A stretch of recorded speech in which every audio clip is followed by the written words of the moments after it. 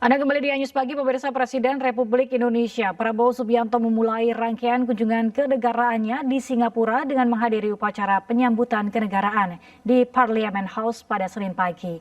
Kedatangan Presiden Prabowo disambut langsung Presiden Singapura Tharman Shanmugaratnam.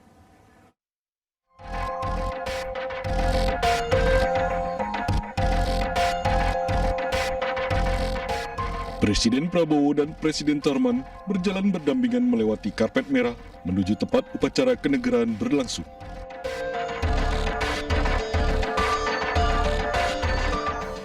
Setelah upacara penyambutan, Presiden Prabowo menandatangani buku tamu sebagai simbol penghormatan dan persahabatan antar kedua negara. Agenda kenegaraan kemudian dilanjutkan dengan kunjungan kehormatan Presiden Prabowo kepada Presiden Tharman beserta delegasi masing-masing.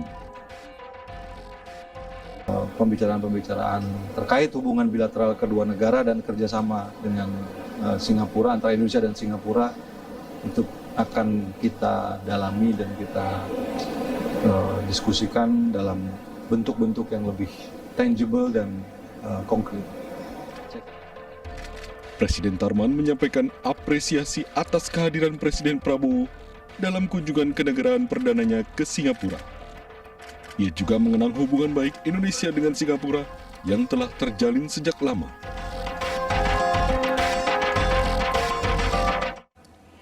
Menteri Kebudayaan Fadlizon memberikan klarifikasi terkait pernyataannya yang menyebut pemerkosaan massal tahun 1998 tidak ada buktinya dan hanya berdasarkan rumor yang beredar. Bersama dengan Wakil Menteri Kebudayaan, Menteri Kebudayaan Fadlizon memberikan klarifikasi terkait pernyataannya yang menyebut pemerkosaan massal tahun 1998 tidak ada buktinya dan hanya berdasarkan rumor yang beredar. Menurut Fadlizon, pernyataan tersebut bukan dalam rangka menyangkal keberadaan kekerasan seksual, namun menekankan bahwa sejarah perlu bersandar pada fakta-fakta hukum dan bukti yang telah diuji secara akademik dan legal.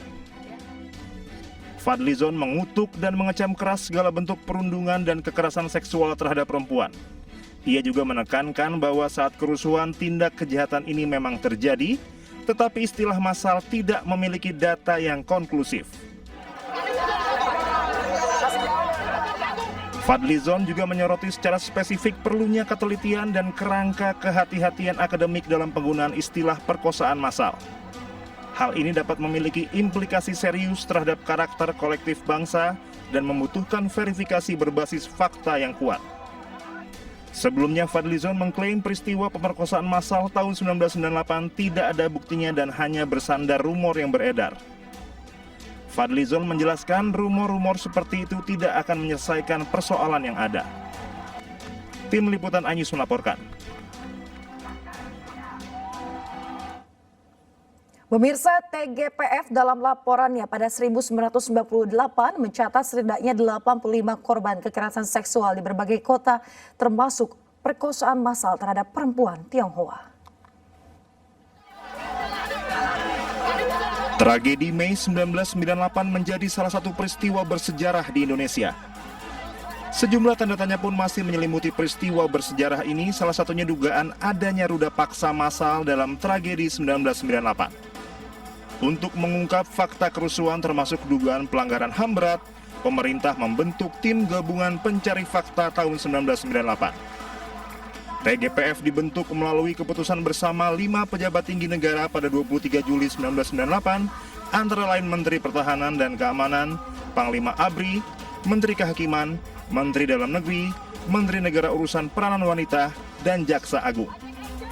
Hasil penyelidikan tim gabungan pencari fakta tahun 1998 mencatat sedikitnya 85 kasus kekerasan seksual, termasuk 52 kasus pemerkosaan yang terjadi selama kerusuhan.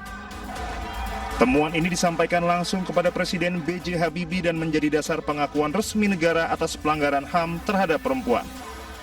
Salah satu tindak lanjutnya adalah pembentukan Komnas Perempuan melalui keputusan Presiden nomor 181 tahun 1998. Pemirsa, menanggapi pernyataan kontroversial Menteri Kebudayaan Fadlizon terkait tidak ada ruda paksa massal di tahun 1998, Kepala Komunikasi Kepresidenan Hasan Nasbi meminta publik memberikan waktu kepada para sejarawan untuk menulis sejarah Indonesia. Dalam konteks hal yang sedang disusun oleh Kementerian Kebudayaan, mari kita sama-sama beri waktu para sejarawan untuk menuliskan. Ini kan sekarang semua dalam proses. Dan dalam proses ini terlalu banyak spekulasi-spekulasi yang menyatakan ini tidak ada, ini ada. Coba kita biarkan para sejarawan ini menuliskan ini. Dan untuk nanti kita pantau, kita pelototi, kita periksa bareng-bareng. Toh yang menulis ini adalah para sejarawan yang juga kredibel, punya kredibilitas tinggi, dan mereka tentu tidak akan mengorbankan kredibilitas mereka ya untuk hal-hal yang tidak perlu. Jadi kekhawatiran-kekhawatiran semacam ini mungkin bisa jadi diskusi, tapi jangan divonis macam-macam dulu. Lihat saja dulu ya pekerjaan yang sedang dilakukan oleh para ahli sejarah dalam menulis sejarah Indonesia. Ini bukan menulis ulang, tapi melanjutkan menulis sejarah Indonesia. Karena mungkin terakhir sejarah Indonesia ditulis tahun berapa? Tahun 98, tahun 97, 98. Dan dari 98 ke sini tidak ditulis lagi. Jadi kita lihat dulu mereka menulis apa. Sudah kita punya draft resminya, nanti baru kita koreksi bareng-bareng. Sementara itu, pemirsa, Direktur Eksekutif Amnesty International Indonesia Usman Hamid menyayangkan sikap Menteri Kebudayaan yang menilai peristiwa ruda paksa massal di tahun 1998 hanya rumor belaka. Menurut Usman, pernyataan Fadlizon mengabaikan fakta hukum dan juga kajian akademik yang telah dilakukan. Sejarah memang perlu bersandar pada fakta-fakta hukum ya, atau fakta-fakta akademik, katakanlah begitu ya, bersifat ilmiah gitu ya. Tapi justru anggapan bahwa perkosaan massal itu adalah rumor tidak mencerminkan keilmiahannya, tidak mencerminkan bahwa itu memiliki fakta-fakta hukum dan akademik gitu. Saya setuju bahwa terminologi perkosaan massal memang harus dikelola dengan baik dan bijak atau dengan empatik lah gitu. Tapi justru dengan prinsip kebijaksanaan dan sikap empatik itu seharusnya Menteri Kebudayaan tidak mengeluarkan istilah rumor sebagai sikapnya yang meragukan. Kita beralih ke informasi lain, pemirsa. Presiden ke-7 RI Joko Widodo menanggapi santai ahli digital forensik Rismon Sianipar yang mendatangi rumah dosennya Kasmujo. Jokowi mempersilahkan Rismon untuk mengecek lokasi kuliah kerja nyata di Boyolali, Jawa Tengah.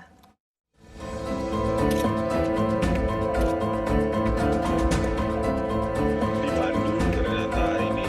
Kenalkan Pak, saya Rismon Sianipar, Pak. Ahli digital forensik Rismon Sianipar masih meragukan keaslian ijazah Presiden ke-7 RI Joko Widodo. Rismon Sianipar nekat mendatangi rumah Kasmujo di Pogung Kidul, Kabupaten Sleman, Yogyakarta untuk mengkonfirmasi apakah benar Kasmujo adalah dosen pembimbing skripsi dan akademik Jokowi meski hal tersebut melanggar aturan. Dalam video, Kasmujo pun menyebut bahwa dirinya bukanlah dosen pembimbing skripsi dan akademik Joko Widodo.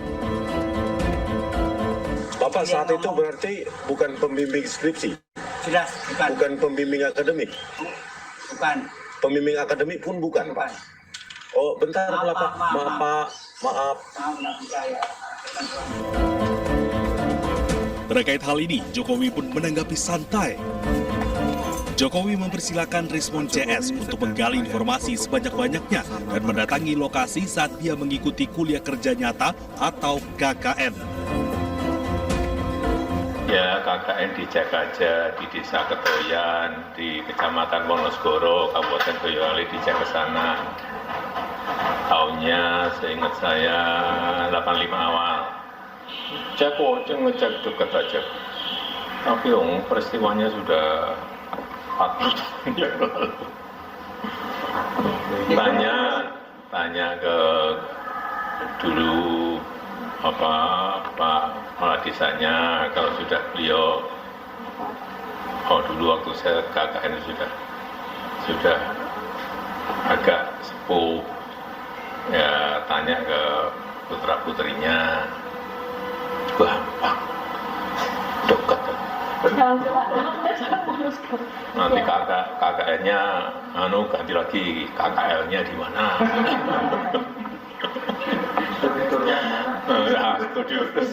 Studi turnya ada di mana, kuliah kerja lapangan di mana. Ampun. Sebelumnya Jokowi juga telah mengunjungi rumah Kas Mujo pada bulan Mei lalu. Kala itu Jokowi datang menawarkan bantuan tim hukum kepada Kas Mujo atas gugatan yang dilayangkan perihal tudingan ijazah palsu.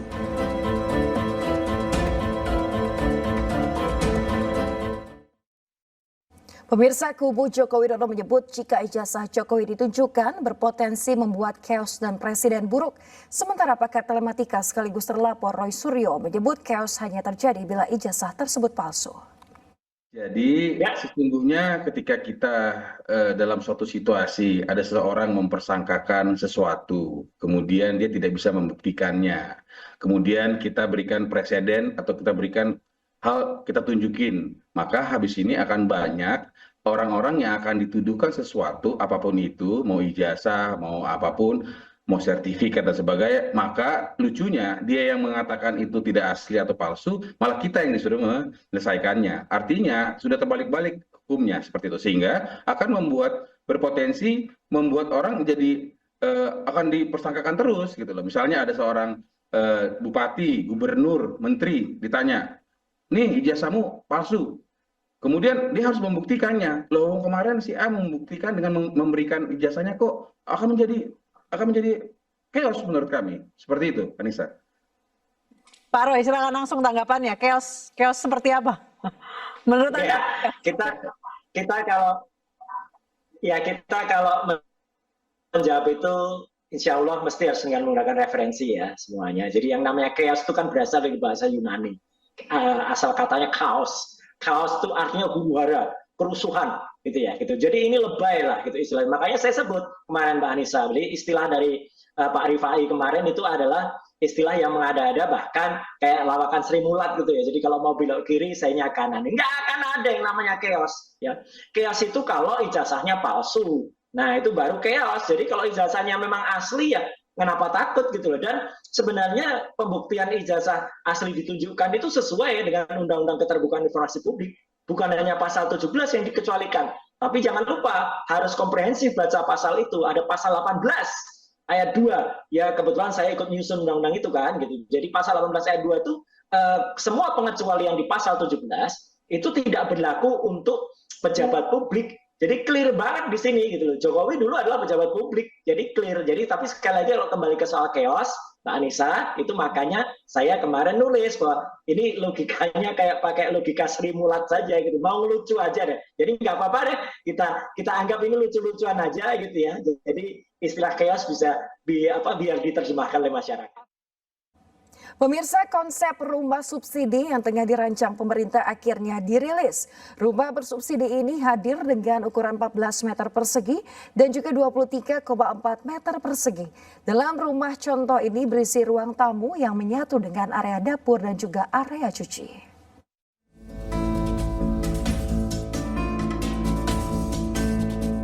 Inilah rumah contoh rumah bersubsidi yang tengah dirancang pemerintah. Rumah bersubsidi ini hadir dengan dua tipe. Yang pertama tipe 1 kamar tidur dengan luas bangunan 14 meter persegi dan luas tanah 25 meter persegi. Dalam rumah contoh ini berisi ruang tamu yang menyatu dengan area dapur dan cuci, sementara di belakangnya merupakan kamar tidur yang menyatu dengan kamar mandi.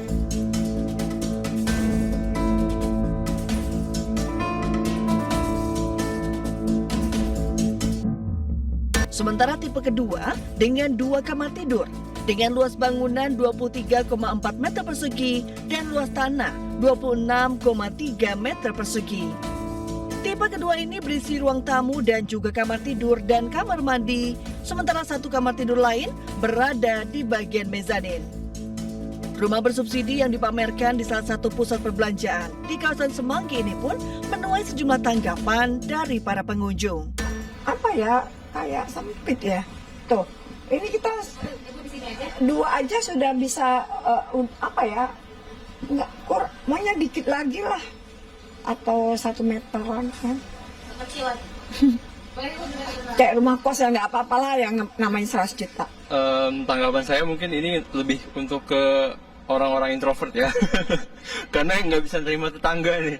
Karena iya benar nggak bisa terima tamu. Karena ini untuk dari segi kebutuhan sih mungkin pasutri baru itu bisa untuk menempati di rumah subsidi yang baru ini ya. Sebenarnya memang bagus ya pemerintah itu melakukan aksi inisiatif untuk membangun rumah subsidi ya bagi yang kurang mampu.